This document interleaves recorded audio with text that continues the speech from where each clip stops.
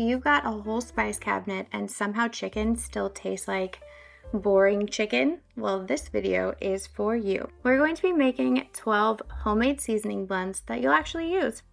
So you'll never have to buy seasoning blends again, and weeknight dinners stop depending on vibes and packets and start tasting like you pulled up with a to-go bag. We're going to be making 12 in total today, and members get a whole bonus episode with 3 extra blends just because they're my favorites. But I digress. Today's focus, the seasoning blends. These are the pre-mixed jars that you're going to grab, so dinner literally takes seconds. No more packets, no duplicates, no panic. Just pick the job and go. And surprise! This is your official Start Here episode for our new series, 3 months of dinners.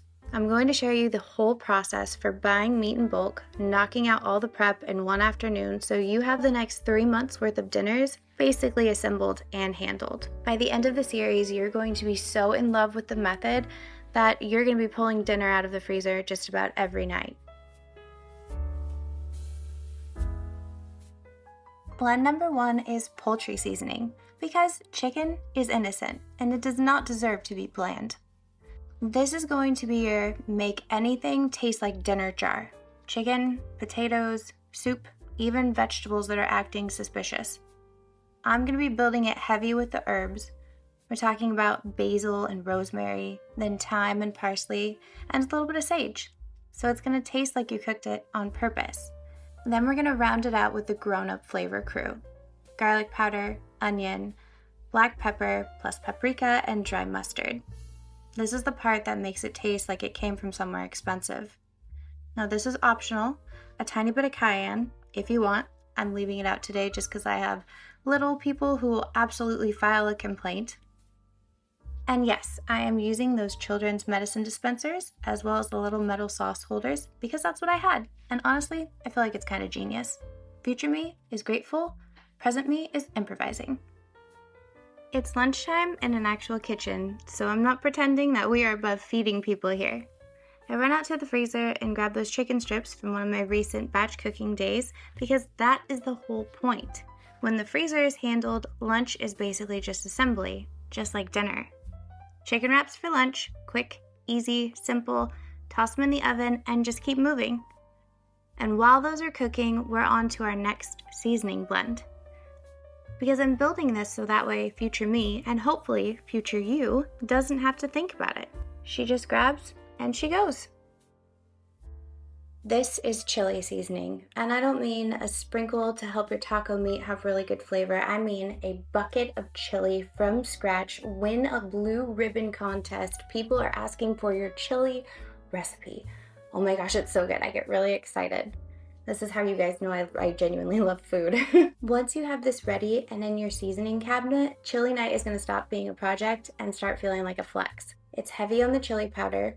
Chili powder and chili powder. Okay, moving on.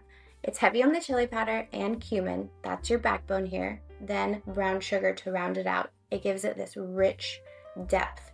It's not sharp anymore once you add this in. Garlic, onion, smoked paprika, oregano, salt, and pepper. Then you're gonna mix it all the way through and you will never buy another McCormick's seasoning packet for chili ever again. This is a game changer.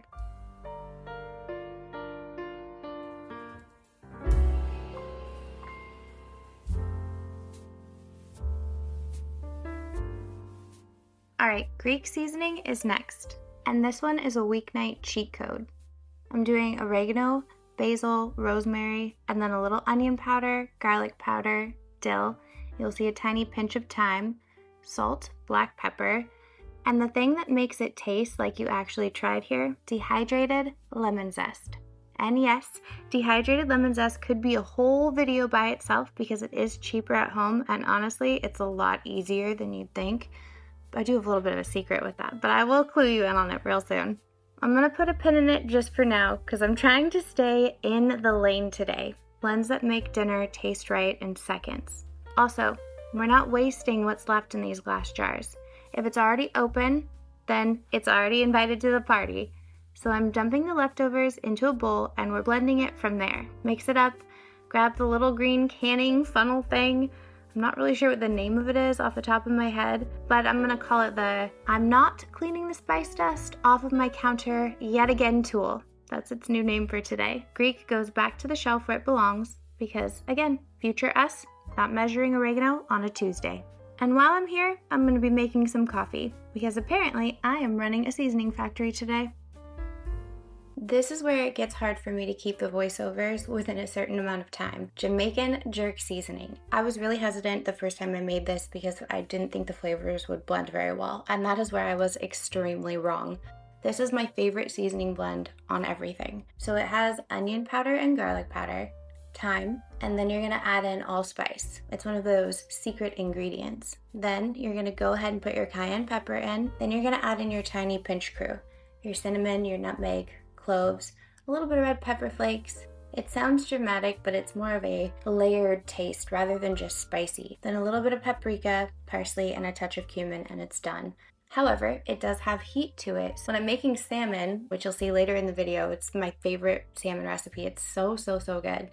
I have to make fish sticks for my 5 and 7-year-old, but the 10-year-old, 12-year-old, 14-year-old, myself, and my husband, this is our favorite seasoning blend. If you don't make any other blends, but you go and make this one, and you like things spicy, please comment below and tell me what you think. It's outstanding. Next, we have Old Bay seasoning. This is the seafood, boil, shrimp, potatoes, corn blend. Basically your jar that makes frozen shrimp taste like you were a 5-star chef, even if you weren't. The base of this one is celery salt. You're gonna want 2 tablespoons plus 2 teaspoons. Then 2 teaspoons of dry mustard and 4 teaspoons of paprika. Smoked paprika, in my opinion, is just the bee's knees. Bay leaf. And this is the funny part, I keep all my bay leaves in one container, so I have to dig through all the whole dried bay leaves to get to the ground bay leaf that's hiding on the bottom, like it owes me money or something. So I'm fishing that out, and a teaspoon of ground bay leaves go in. Then you want a teaspoon of black pepper and a teaspoon of white pepper. If you don't have white pepper, just do 2 teaspoons of the black pepper, it'll still be great. Now you're looking at your tiny pinch crew. So about 1/4 of a teaspoon of ginger, just a whisper of warm spices after that. Cloves, cinnamon, cardamom, and 1/4 of a teaspoon of cayenne. If you want it, it's optional because some of us live with small people who like to act like pepper is a personal attack on them. Mix it until it's totally even, no pockets of celery salt, and then the same rhythm as before. Jar it, lid it, and boom, Old Bay seasoning. It's done, you can put it away.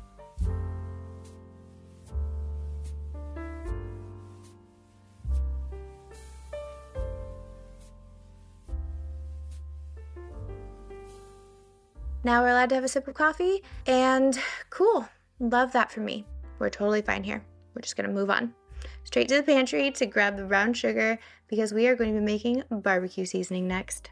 All right, next up is the barbecue seasoning, and this one is so ridiculously good. I just can't even. It's simple, but it's outstanding.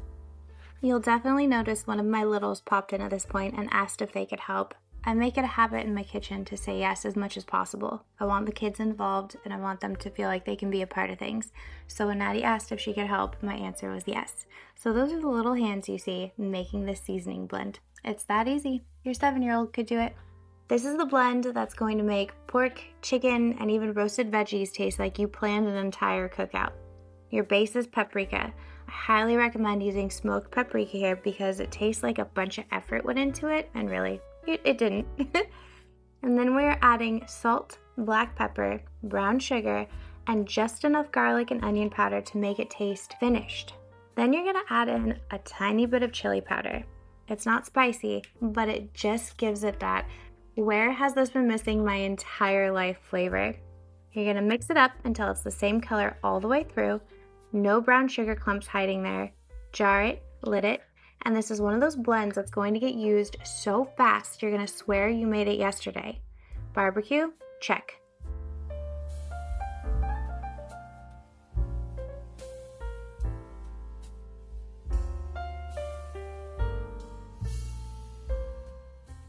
Fajita seasoning. This is the jar that makes chicken and steak and veggies taste like you meant them to be fajitas, even if you didn't. The backbone is chili powder and cumin. Then smoked paprika for that smoky, restaurant vibe plus garlic powder and onion powder so it tastes finished. And then you do want a little sprinkle of sugar here. It's very purposeful. It matches the fajita seasoning that you would get in the grocery store or fajitas that you would get at a nice restaurant. You don't want it to make it sweet. You just want it to round out the balance of the flavor that you have. Then you're gonna add in your salt and your pepper to lock it in. Now, if you do want it spicy, throw in about 1/4 of a teaspoon of cayenne. Mix it up until it's totally even, and then it's just the same rhythm. Jar it, lid it, label it if you don't have one, and shelf it. Fajita seasoning, done.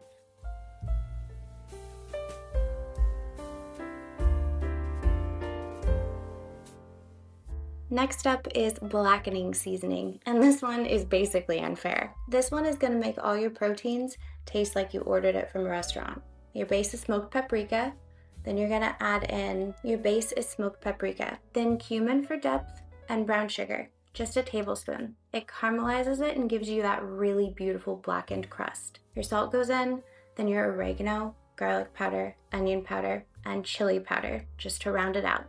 Tiny pinch of cayenne here, just enough to feel it, and then you're gonna mix it up until it's totally even. It goes right in the jar, same rhythm yet again, and if you ever wanna wow somebody with restaurant flavoring on a Tuesday night, this is one of those jars that's gonna do it for you.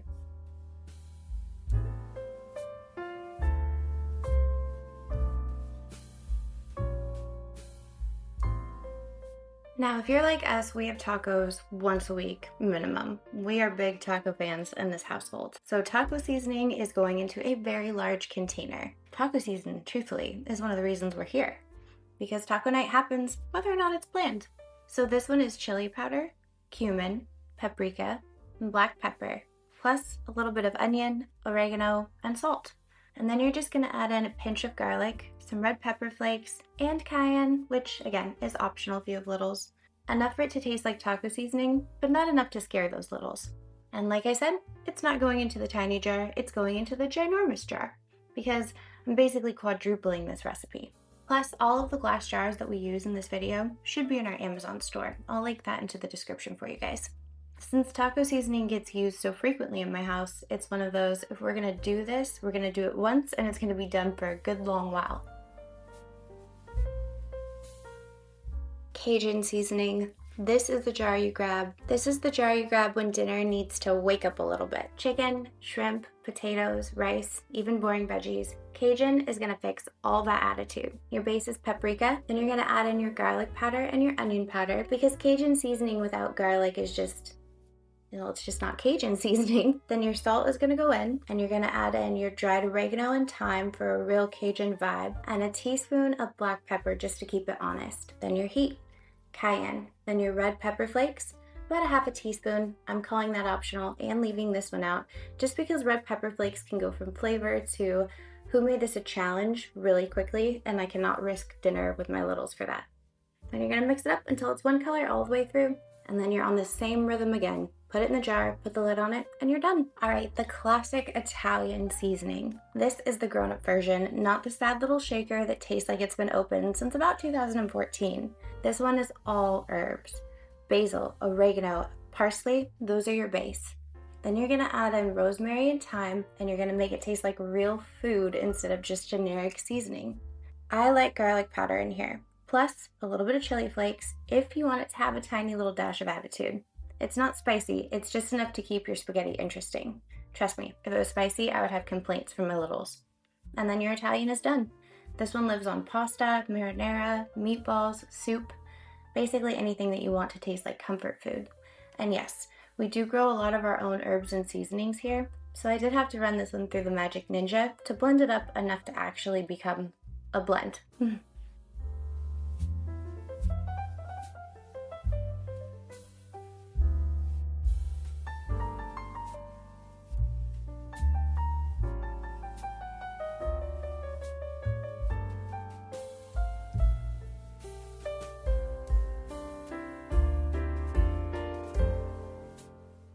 Homemade ranch seasoning. Yes, this is one of my most used jars in the house because ranch is basically a food group. I do have to take a moment and cut up my 7-year-old's apple. It is mandatory. So here's the normal size recipe, the one a normal person would make, and excuse basically everything else I am doing in this video because I am octupling this recipe. I don't know if I'm saying that right, but that's the word I'm gonna go with. You're gonna start with buttermilk powder as your base. You can find this off of Amazon. I'll link it in our Amazon store for you guys. Then you're gonna add in your garlic powder, your onion powder, parsley, dill, and chives. Salt and a tiny pinch of sugar. It balances it all out with a little bit of tarragon to make it taste expensive. And then you just need a touch of black pepper and ground mustard.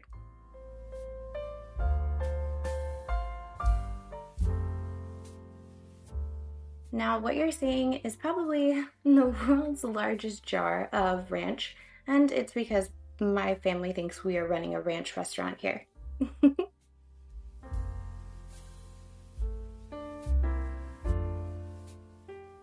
So all of these recipes will be on the website for you in normal, rational amounts, and feel free to be just as crazy as me and quadruple it.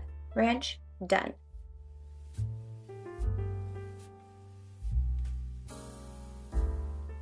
Alright, so these are your 12 blends, and this is your game changer for future dinners. If you've ever bought random packets and you still felt like food tasted, well, random, this is gonna fix that for you. Comment your top 2 that you actually use and are tired of buying in the comments for me, and after you make some of these, come back and tell me what you think. I genuinely care what you guys have to say. It matters. You're the whole reason I'm here. So this is your episode 1 of 3 months of dinners. We're going to be buying bulk meats and going through the entire process, case by case, of mapping out dinners for the next 3 months, and you guys get to see the whole process and do it along with me. It's going to be a game changer whether you buy your meats in bulk or not. Be prepared for some top chef comments in your house. So your next step is right here with the playlist. I'll see you guys in the next one, from my kitchen table to yours.